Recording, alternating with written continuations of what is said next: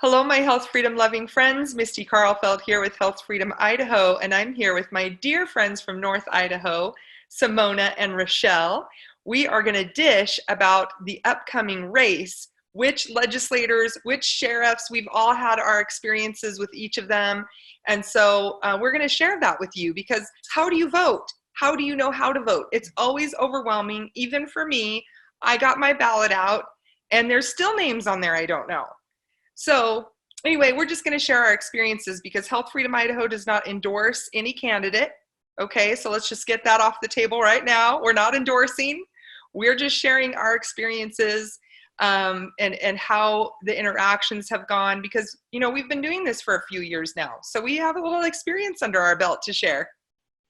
Thanks, you guys, for joining me, beautiful ladies. Hi. Our state is so big. It's so hard that we can't get together. And you have awesome events coming up. So actually, Rachelle, do you want to talk about that event for a sec? Sure. So it's not set in stone yet, but we want to do sort of a festival to unify not just Idaho, but America. And we've got some really great speakers lined up. And we're still in the organizing stage, but it looks like it'll be in June, and we've got some really exciting speakers, so stay tuned for that. Awesome. That's awesome. And I also want to explain why we're not live on Facebook.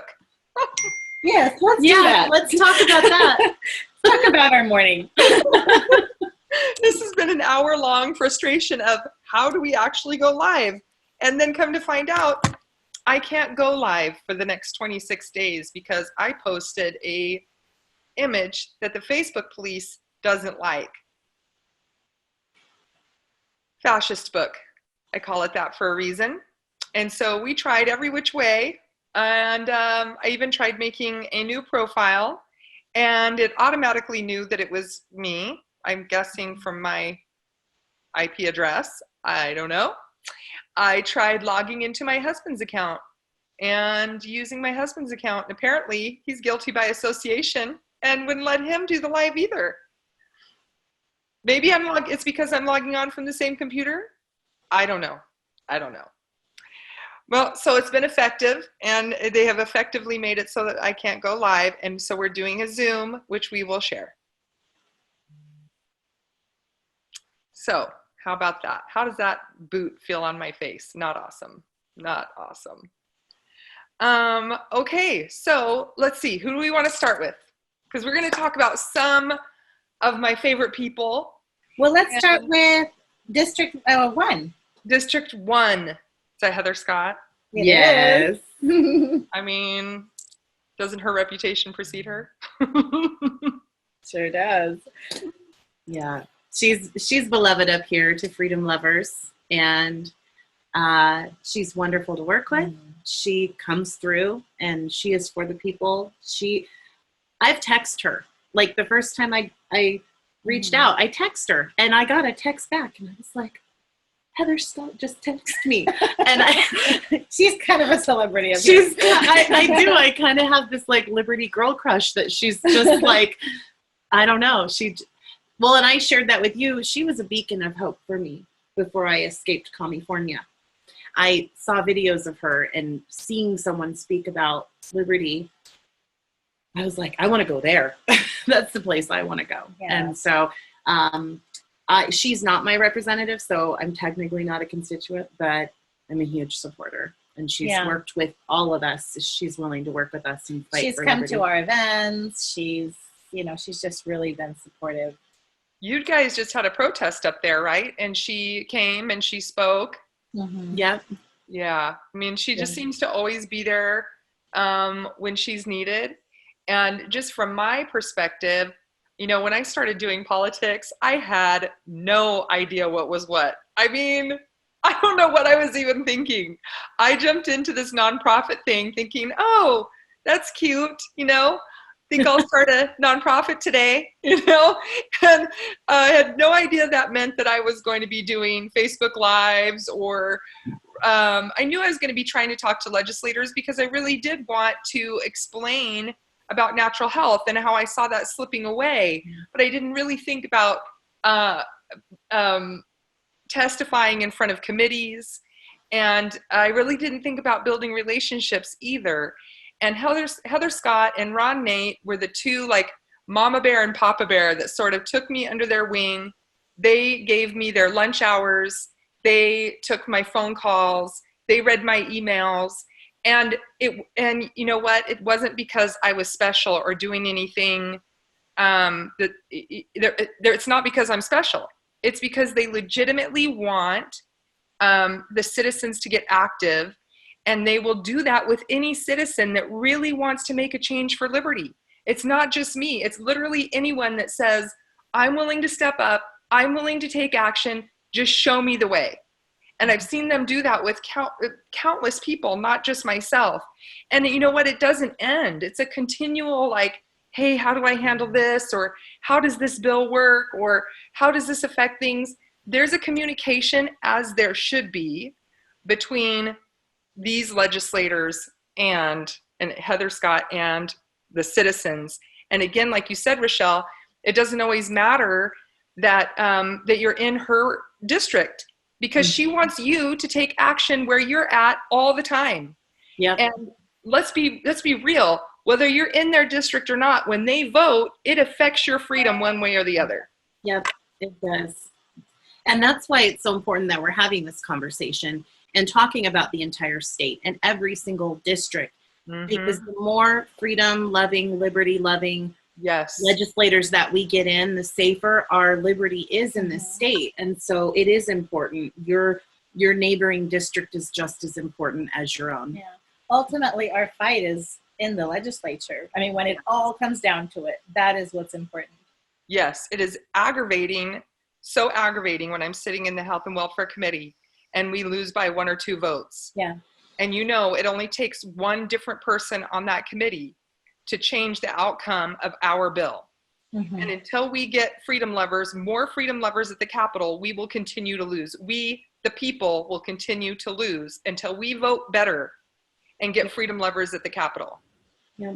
So if you see this video, pass it on to your friends, because there's quite a few of us, but there's a lot of people in our state. You know? Well, and I don't know if we want to get into this, the hierarchy of the good old boys club and the way things kind of work, that we have a certain representative who gets to pick, right? They get to pick who's on the committees. And so if we don't give him an opportunity to pick and choose and stack that deck, because everyone's a liberty lover, then we win. Yeah, that's exactly right.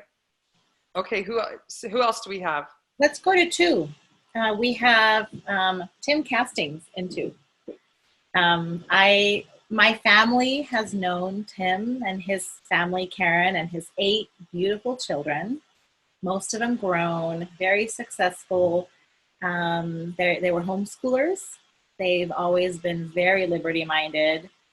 We've known them for over, I would say, about 11 years. And he's put on events for others so that they will have an opportunity to sit in the legislature. For example, Janice, our lieutenant. And my dad has been trying to talk him into running for a long time. You know, he was politically involved before he decided to step into politics himself. And I think it just shows how determined he is to preserve our freedoms. You know, he's very passionate about the CPS issue. He's definitely supportive of parents choosing whether to vaccinate their children or not. Was he also at the rally? Yeah, he was. Every time I've ever been a anywhere, rallies. Yeah, he's always there. He's always there. And he has been locally involved politically ever since I've lived here. Mm-hmm. I worked on the congressional campaign a couple years ago, and I went to this event for the Central Committee, and I was like the black sheep. I just got my foot in the door working into politics and stuff locally here, and I had my Michael Snyder hat on, and everyone looked at me like I smelled bad. I was the stinky kid. I was the black sheep, and Tim was one of the few people that walked up to me and smiled and like knew that I was hurting, you know, like confession. I had to go in the parking lot and like cry afterwards because I literally felt like I was this, you know, freshman in high school. And it was rough learning experience though, but he was, and I think it was actually his kindness that actually made me kind of break down, you know, when you're being tough and then someone shows you sympathy and then you lose it. Yeah. So well, he just has amazing moral character, you know, and I think that is so lacking and so needed in our representatives today, because we can't tell them how to make each vote. You know, we're not sitting there with them going through all the bills, but if somebody is of good moral character and if their liberties are in the forefront for them, it's just, it makes such a huge difference. And that for me would be Tim. And he says his main goal is limited government and the most amount of liberty. So I think that anytime that he's going to cast a vote, it's going to be with that on the forefront of his mind. Limited government and the most amount of liberty. So we would both be constituents, right? We are both constituents. Yeah. So if we want to go to 3, Can I add in something? Oh my goodness, yes, please do. I forget that you have some history with Tim too. Yes, I do. I know I wouldn't have. I mean, other than, so starting from the beginning, I was up in North Idaho and he had reached out through you, Simona, and wanted to meet with me. That's right. And I was like, wants to meet with me? I mean, let's be real. If you like health freedom, you're considered some kind of like hardcore freedom lover. Like somehow we're like the rebellious, you know, really hard freedom lovers. And people are like, oh no, they're crazy, you know? So the fact that he wanted to meet with me, I was like, ooh, are you my people? Or are you going to try to tell me to settle down? Well, and on that note, I think a lot of people want to go middle road when they're running. Yeah, I don't want to be labeled. I don't want to, let me just get in, but not people like Tim. And that's really awesome. Yeah. After my meeting with him, after my meeting with him, I realized that it wasn't that he was trying to tell me to settle down. So that was nice. And then I thought, okay, well, we'll see how it turns out. Well, then, as we know, he took John Green's seat. And so I had the good fortune of being able to have interactions with him during this last legislative session. And I can tell you, I have never seen a legislator, I mean, a brand new baby legislator, right? He's just trying to figure things out. He dug in so hard on the health freedom issue. He wanted to understand our bills. He was tenacious. He just wanted to, if he couldn't reach me, because of course we were busy during legislative session, we're all slammed. And so he might leave me a message. And if I didn't call him back, he called me again. He was like, no, I want to understand this bill. So I've never seen a legislator act like that. He didn't have any kind of like, I already know what I'm doing. I already have this all figured out. You're kind of a fly that's buzzing around bugging me. And I can't see that would be his future, because he just seems to love freedom so much. I feel like he, you know, raised his hand and swore that oath for that seat and then hit the ground running for us and for anyone that was seeking liberty. He took that oath so serious. And I don't think anybody would have blamed him kind of coming into the session like that and maybe coasting and trying to figure things out and who's on first and who's on second. But that is not what he did. Not at all. Yeah. All right, who else do we have? So, well, there's 2 more that really haven't involved themselves with Health Freedom Idaho, but their voting record is great, and I just wanted to bring them up. It's Vick and Vito Barbieri. Oh, for sure. So they have a pretty solid voting record, and I just wanted to acknowledge that. You know? I'm their constituents, and Vito always calls me back. He answers I'll leave him messages. Yeah, he answers emails. He always gets back to me. I have always had a good experience with him, and he's had a great voting record. They are both high on the Idaho Freedom Foundation Index, I believe. Yeah. I've talked to Steve a few times.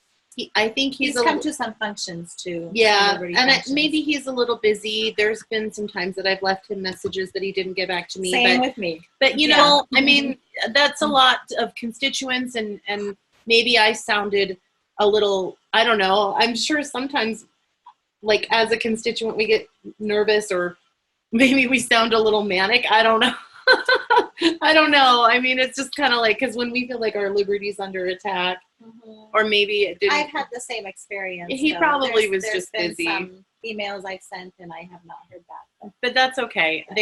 I can't say anything bad. They've been, as their constituent, they've been good to me. Yeah.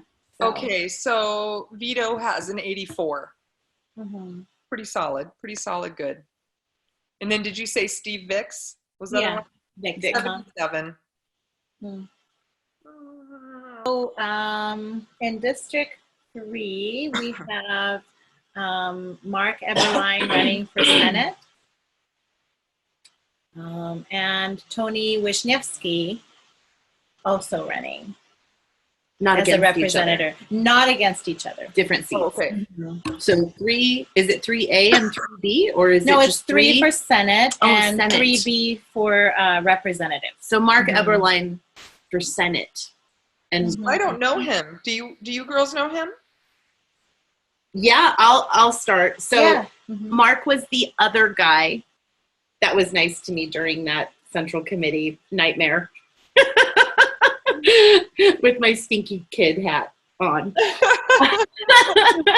So literally, there were so few people that were nice, and Marc was. He took one of my little mailers. He was the only one. He like came to my little table, like it was like pity, but not. He talked to me and he said, you know, your candidate has some really strong morals, is very conservative, blah, blah, blah, you know, and he's like, it's admirable what you guys are trying to do. And that always stuck with me. And he was currently, I think, a commissioner at the time. So he was holding office, and that always stuck with me too.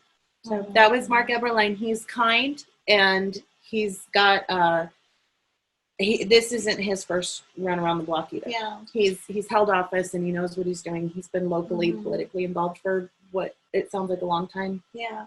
And we've been messaging. He's been messaging me, you know, and we've kind of been chatting, and he's definitely got the whole health freedom thing down. I think he realizes the issues. He realizes about agricultural issues, about, you know, the vaccine issue, I'm trying to think of some of the other things, the parental rights, also the loss of freedoms with the different, you know, surveillance that they're trying to work on right now. So he kind of has a well-rounded view of all those issues. I know there's somebody else running for the seat, and I've talked to him also. I just haven't talked to him as much about, you know, seat 3 for the Senate is also Alex Barron, and he has also mentioned some things about, you know, vaccination and health freedom as well. Okay, good. But we don't have like votes for either one of these guys to know how they vote on things. Has Alex ever held office? He's the precinct committeeman. Oh, okay. And Marc, I don't know if he's in a position right now, but like you said, he was commissioner. So people are aware of both. I have spoke to Alex. He's from Chicago, but also California. And what we talked about, being a California refugee, he had helped work on Senator Joel Anderson's campaign like 10 years ago. And Senator Joel Anderson was one of the few champions for us during SB 277. And so as that refugee, it was kind of, you know, Joel was kind of a big name for that. Yeah. So. I know Sage Dixon is up north. He has an 81 freedom score. I haven't ever had any interaction with him. I've heard good to go things. I by. haven't had any interaction either. Same here. No interaction. That's a great freedom rating. So Sure. Yeah, definitely. And what about Tony? Do you have Tony's? I do. Tony Wisniewski. So he was actually at a rally. A rally. He has come to other events, and he is also very interested in health freedom as well. Yep. He has voted really solidly. He's a pretty solid guy. I had a conversation with him at our last rally, and he conveyed to me that he deeply cares about health freedom and bodily sovereignty. That is, he deeply cares about it. Yeah, I get that sense from him too, for sure. Yeah, that was the conversation. So we have some pretty awesome people in, do. Actually in 1, 2, and 3. And, so like the people in Boise, like take note. Yeah. Tell me about it. So Tony has a 94 freedom score. That's really good. That's really good. And Amazing. he was at an event that we went to in Spokane. Yes. Yeah. The Becks too. I don't know if he was there, but he definitely was he was there. Oh, yeah. Alex Newman, the one with Alex Newman. Yes, the one with the whole education and the issues, and that's where he introduced himself to me, and we had a talk. And so he definitely said health freedom was important to him, and he asked me some questions. He sent me some messages asking me some questions about things, and I provided him with links.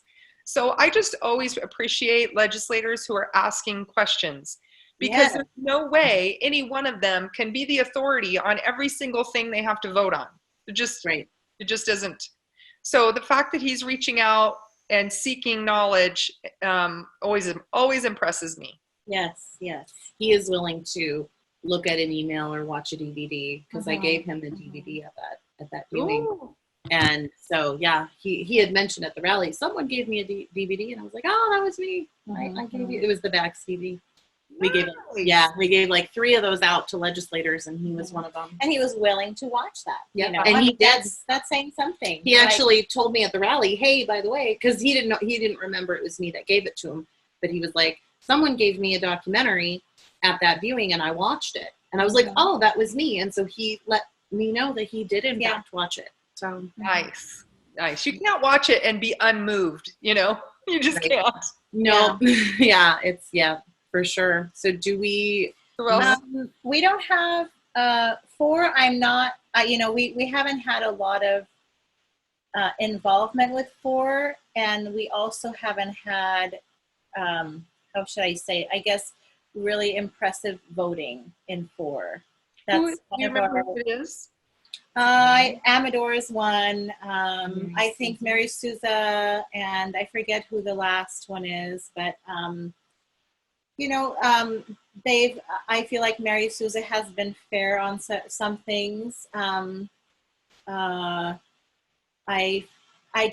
think that's one of our most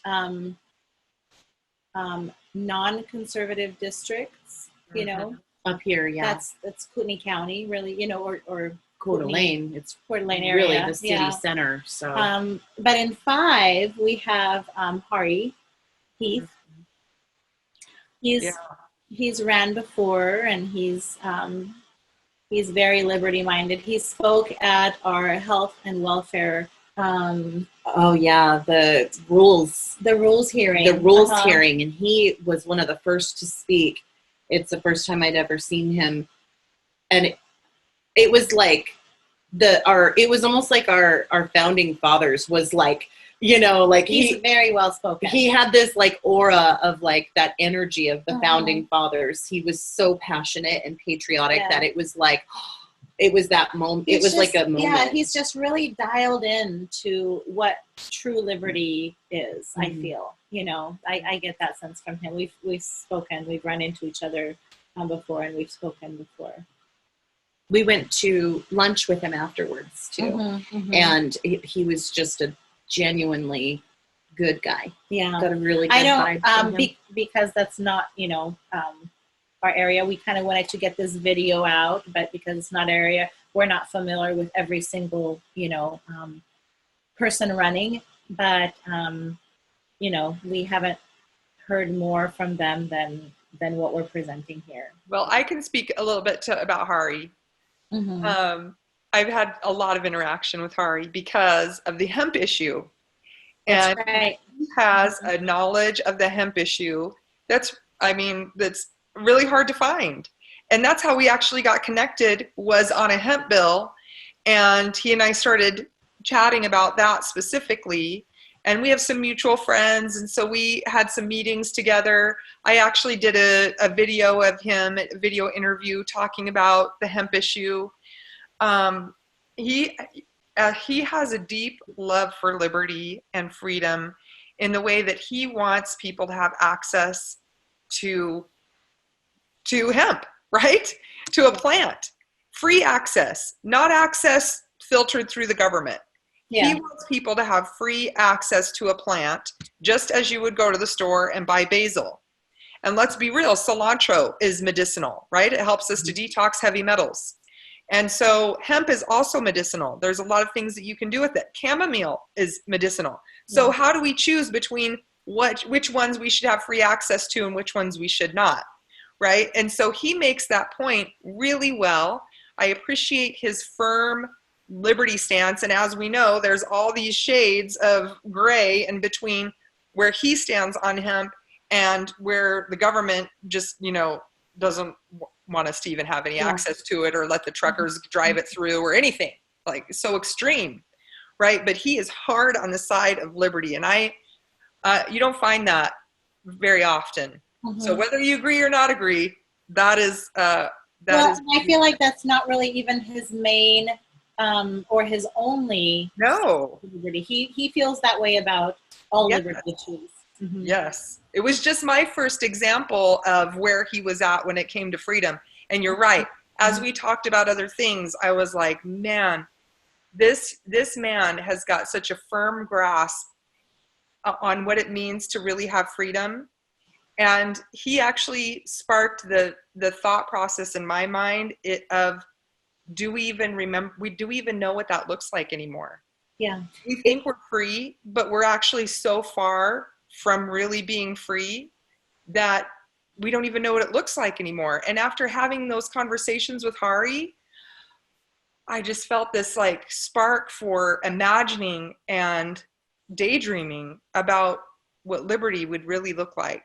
Real true Probably liberty. Extreme from what we're experiencing right now. Yeah. Seeing someone with that much love for liberty would almost feel extreme, and in today's society. In today's society, I think that we've lived under a thumb of, we're living under tyranny, but it was all under the illusion of security, and that's why it seems extreme. So it's a sad day for our country if that's the reality.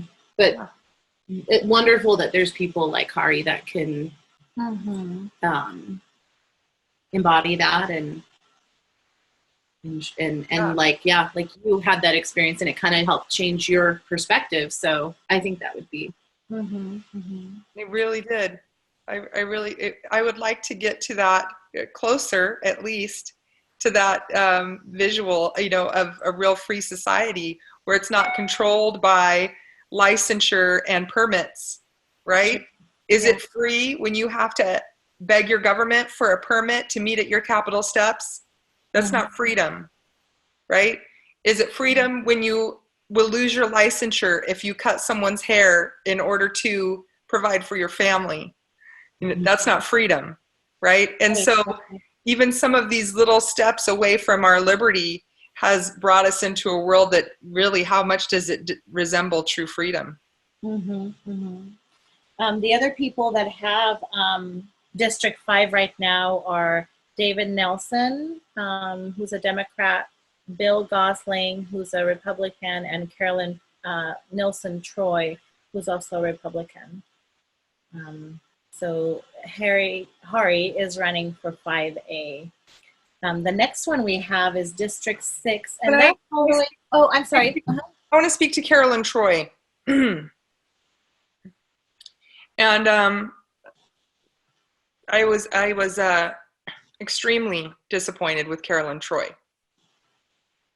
And I'm just going to let you decide where you fall on this as people who have to determine how you're going to vote. We were at the Capitol talking about CPS bills, and I gave some testimony, really trying my best to represent the parents who are affected by their children being taken by CPS. And many of those parents are afraid to speak out. They're afraid of retaliation. And who wouldn't be? Once you've had your most precious prize threatened by CPS, a government entity, you will do anything not to have that happen again, even if it means you're silent and you're hiding, right? And I know families like this. Okay, so I can be their voice. So I go to the Capitol, I compile some of these stories, and on CPS bills, I try to be their voice. So Carolyn Troy heard my testimony. She sought me out in the hallway, came to me, thanked me, looked extremely genuine. And we talked about ways, how could we give these parents a voice where it doesn't have to be me? Because let's be real, them telling their own stories is going to be much more impactful than me telling it, right? How do I make this happen, right? And she was like, yeah, we'll have to talk about that. And she went back and voted the wrong way on that bill. This was a good bill that would have given more power to the parents and less to the department, and she voted in favor of the department. So I'm gonna look up her freedom rating. You know, and some of those bills that we had this year for CPS, they were pretty basic bills, like training. Yeah. You know, I mean, letting parents know their rights. I mean, these weren't. You know, it was pretty basic. Bills. It was kind of basic stuff. Yeah, like here's your constitutional rights on a piece of paper. It was almost like the Miranda rights, but you know, for parents, and they were like, nope. Sorry, that's just, that's too much. Yeah, I agree. Frustrating. In 6, we have Dan Johnson, Thyra Stevenson. Neither one have really stood out. And also Mike Kingsley, and I feel he's been pretty supportive of freedoms. Yeah, he has a good freedom rating too. Yeah. It was like 94 or something like that. I've spoken to him, and he's new. This was his first 2 years, and I feel that he's done a pretty decent job on his voting.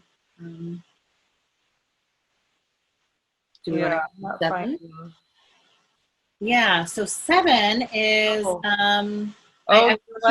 Let me pause for just a second. Mary Souza has a 55 on her freedom rating, and Carolyn Troy has a 58, just to give some freedom ratings to a few that we've discussed here. Yeah. Mike Kingsley, 83. I mean, somebody with an 83. Okay, that's obviously somebody that's leaning towards freedom, and let's have some discussions and influence how they vote by his citizens. His citizens should be influencing Mike Kingsley's vote, right? But Dan Johnson at a 61, I'm like, meh. Yeah. He's not going to vote right when we need him to. You cannot count on it. Let's say that. You cannot count on him voting right when you need him to. That's right. If we have vaccine exemption forms on the chopping block, can you count on him to vote right? Right. Because it's going to be brought up as it saves children, right? Yep.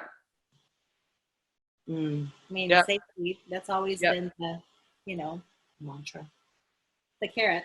Yeah, exactly right. So in 7, we have Carl Crabtree, Priscilla Giddings, and Paul Shepard. Okay, so. Sorry, one more thing. Cornel Rasor is also running for, I believe, Paul Shepard's seat. Okay, so Paul Shepard has a 76. What do you all think about Cornel? I think Paul Shepard might be retiring. I don't want to say, but I think that may be the issue. I would be very interested to see Cornel, if he were to get in office, how high Cornel his rating would amazing. be. He'd probably get an A+. That's just my assumption, knowing him. He was Idaho state commissioner, I believe, at one time, and he's been very involved politically. He is, they're a homeschooling family. They also A ranching family, homesteading family, and he's got that liberty dialed into.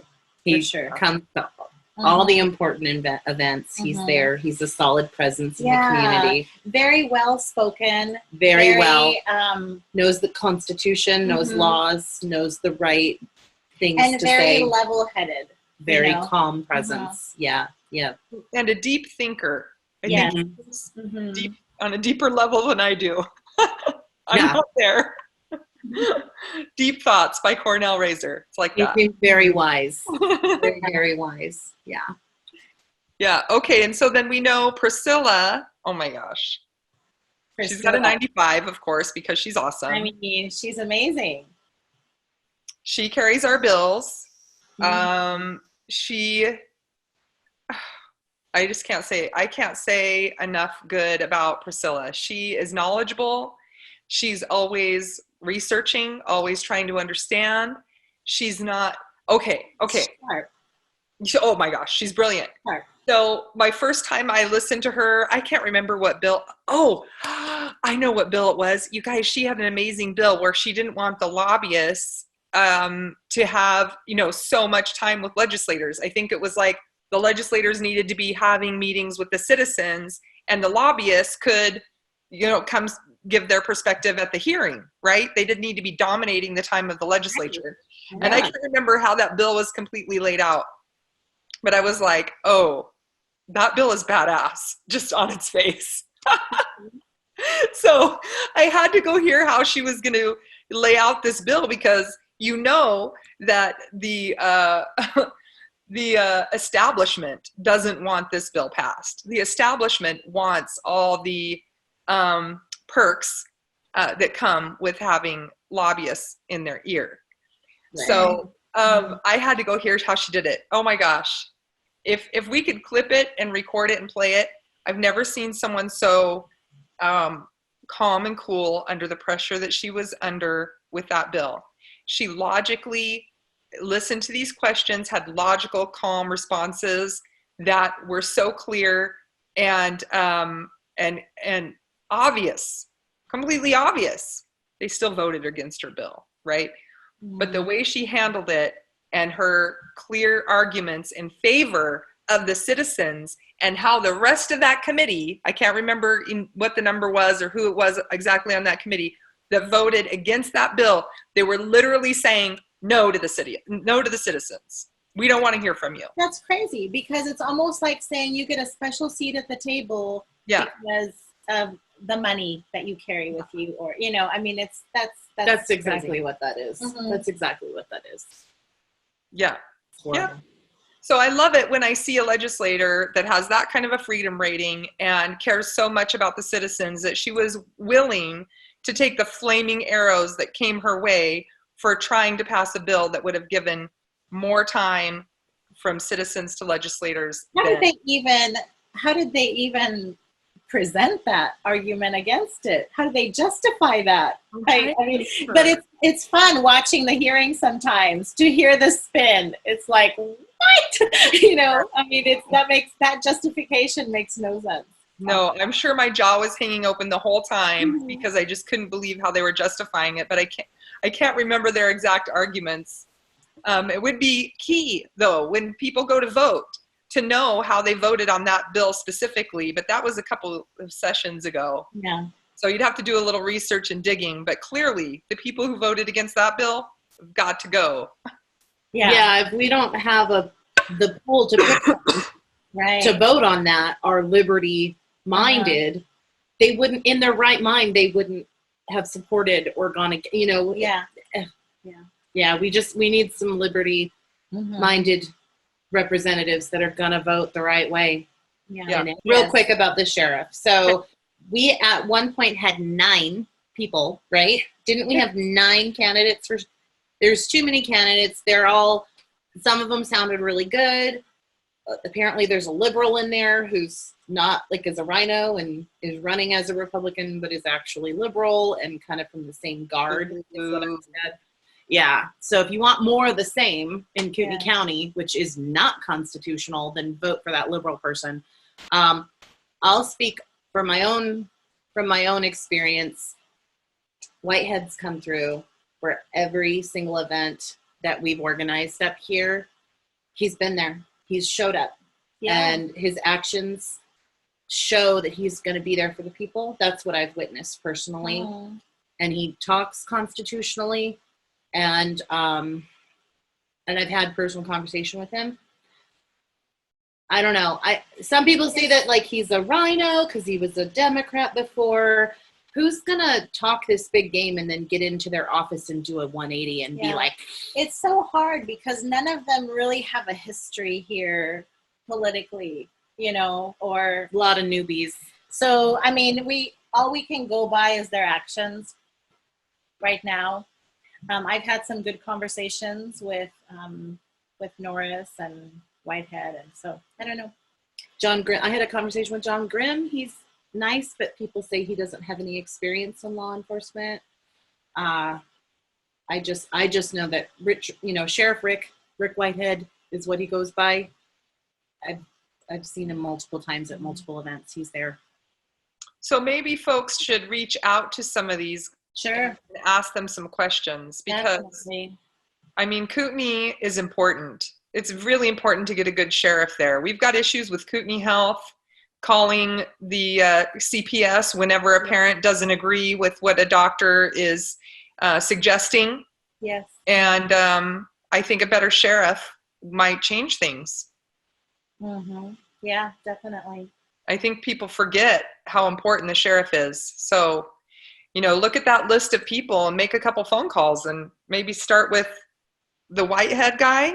Yeah, there's 5. There's Kim Edmonton who's running. Okay. So Norris, John Grimm, and Whitehead. I think there's 4. Okay. There are 4 now, so that means several people dropped out. Yeah. So anyway, make some phone calls, right? And find out who's going to protect you against attacks, both foreign and domestic. Domestic, kind of like what we're in right now. This is your line of defense. And I'm like, legislators are important. Your sheriff is important, So make those phone calls. To the ones that you talked to, did you ask those questions? Yes, and they all, people sound good, but I don't know. I got the right answers that I was hoping to hear. I got right answers too, but it's hard to know until you look at some of the history and that's important too, Yes. Well, I'm down here in Meridian and I was going through my ballot and I was like, oh my goodness, it's rough down here. We don't have nearly the wonderful legislators that you have up there, the wonderful choices at the ballot box. It's growing, that it continues to stay that way. That's my fear, is the higher the population increase, the more it inevitably leans towards liberal. And so my prayer always is that it's strict, conservative, liberty-loving people that are increasing the population. Right. The development out here is scary to see how many people are coming up here. Mm-hmm. And I just hope that they aren't uninformed voters. That's a big thing. Don't be an uninformed voter. If you haven't done any research, don't do your duty and vote, because you're dangerous. Yeah, right. It's so dangerous to just pick a name because you think it sounds good, or because you saw their name recognition, you saw their signs, and you didn't look at what they're about. Right. You just voted off the cuff. Voting is a responsibility as much as it is a duty. Absolutely. Mm-hmm. You are responsible for knowing what you're voting for. And if you aren't willing to take that time to research, then do us all a favor and stay home. Yeah. Because I want to explain something. Yeah, you're absolutely right. I want to explain something, and I'm already late getting my kids, go figure. But it has to be said. Health Freedom Idaho is nonpartisan. The problem is that we see those who, throughout the U.S., that are D's are the ones that are voting to take away parental rights on all levels. And that's part of health freedom, is getting to be able to decide what is best for your child regarding their health. Yes. Mm-hmm. But the problem... And if I can add one more thing, the Democrats have actually taken mandatory vaccination as part of their platform. So if we have a Democrat running who sounds very liberty-minded, they're going to have to disown some of the platform that they're running under, in my view. Right, which is the problem with the Republicans here, is that they've, the rhinos, the Republicans in name only, they are the ones that are not holding to the Republican Party line.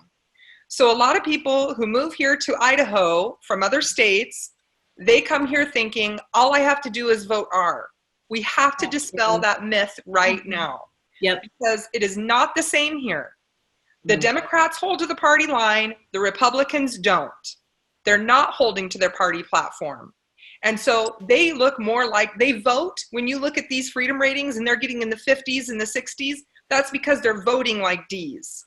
Yeah. They're voting more along lines with the Democrat platform. And when I ask them about that, they say they can vote how they want. So they don't hold to the party line like the Democrats do. So now what we have are those who we call liberty lovers that are way over on really just holding to the Republican Party platform. That's really what they're doing. They're not so extreme, y'all. They're not like, these are the extremists. No, they're actually just holding to the party platform and voting correctly. So what's happening is we get these like socialist things happening here, because you're not looking at who you're actually voting for. I actually had somebody from California, and I love my California friends, don't get me wrong. Welcome home, but you got to get to work. That's what I say. And I had some Californian friends say that they voted for Little because he had a cowboy hat on and looked like a rancher. Oh. And look at the predicament that we're in right now. We can't vote like that. We No. have to be educated voters. Yeah. And imagine if the people who were not informed didn't vote, that we would be in a better situation now than, Right. I know if the person that I voted for was our governor, we probably wouldn't be sitting in this. No, we would not. We would not be sitting in this situation. But I did have a longtime local, say that he voted for Brad Little because he went to school with Brad Little's son. See, that's uninformed voting. That is voting on a whim. That is not researched voting. That makes me sick. And coming from a California refugee, I wouldn't have voted had I not done my research. And I thoroughly vetted. And on those, and just so people know, you can leave it blank. You don't have to fill out the whole thing. If someone is on there and you've never heard of them, you don't have to fill it out. Yes. And also on the, what is it called when they want you to vote yes or no on the initiatives or whatever? Just in your head, if you vote yes, you're voting for more of your tax dollars to be used for something. So the safe bet is usually to vote no. Or if you don't know anything about it, leave it blank. Leave it blank. Yeah. That is being an informed voter. Even if you do want to do your part and get your little sticker, you don't, it's not like in school, it's not like in school where you have to fill out the bubble. If you don't fill out the bubble, you get an F. Right. It's you don't get an F. It's not like that. It's okay. It's okay. And also, please don't be a one-issue voter. Don't be a one-issue voter. I hear that a lot from the Californians coming up. I'm just a one-issue voter. I'm just a one-issue voter. There's no such thing. You got to be a liberty-minded voter, because if you're voting for someone that's liberty-minded, they're going to represent your voice. Yeah. And that is in many things. In many things. Yeah. So it's, I hope people take that to heart. That's a little of being an informed voter. I hope so too, because I don't want to be in this situation again. Me either. We're in a bad way. Yeah. And it's only going to change if we vote better. I mean, that's just what it comes down to. Yeah. I agree. Okay, friends, I got to go get my kids. It's been awesome dishing with you, as always. I wish we could have done a live so we could see people's questions and answer them. But Fascist Book had its way, and it won today, but I'll be back. It did not win. We are posting the That's video. true.